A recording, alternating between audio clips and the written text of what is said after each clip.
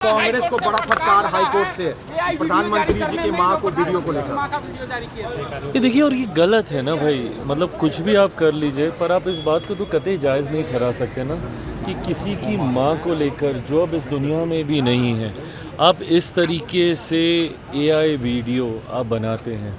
आप किसी की भावना को किस कदर, किस हद तक आप ठेस पहुंचाना चाह रहे हैं।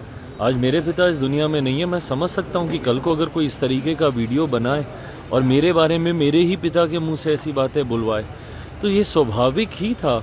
और आज जिस तरीके से माननीय न्यायालय के द्वारा कांग्रेस को इस पर फटकार लगाई गई है, मुझे लगता है आगे से कम विपक्ष के नेताओं को इस बात का ध्यान रखना चाहिए कि कम से कम ऐसे लोगों को जो सार्वजनिक जीवन में नहीं है, वैसे तो माता पिता पे वैसे ही नहीं जाना चाहिए, बट कम से कम जो नहीं है उनको तो कम से कम ये लोग बख्श दें। तेजस्वी यादव बिहार में यात्रा कर रहे हैं सर, और कह रहे हैं कि हमारी सरकार बनी तो हम युवाओं को नौकरी और रोजगार देंगे। कांग्रेस के पढ़े लिखे यात्रा को बिहार अधिकार यात्रा कर दिया। लगता है कि कांग्रेस उन्हें समझ नहीं रही, इसलिए भाई कांग्रेस से तो इनको वो सम्मान मिला नहीं। ये तो उनको राहुल जी को प्रधानमंत्री तक बनाने चले गए थे, पर उसके बाद वो इनको मुख्यमंत्री का उम्मीदवार तक घोषित करके नहीं गए। तो स्वाभाविक है इस बात की तकलीफ तो इनके मन में होगी। और ये आज युवाओं को नौकरी देने की बात कर रहे हैं। पूछिए ना किसके कार्यकाल में युवा बिहार छोड़कर जाने के लिए मजबूर हुए।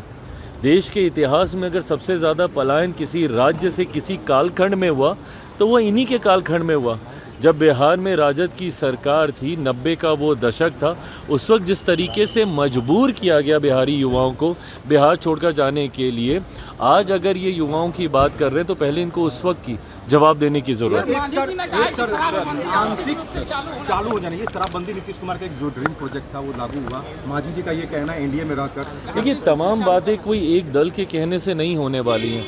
ये कलेक्टिव चर्चा का विषय है, और ऐसे में कोई चुनाव के वक्त कोई एक बयान दे दे, उससे नहीं होगा। जब तक पूरी सरकार, सत्ता पक्ष, विपक्ष बैठकर इसके ऊपर चर्चा नहीं करेगा, कोई फैसला नहीं।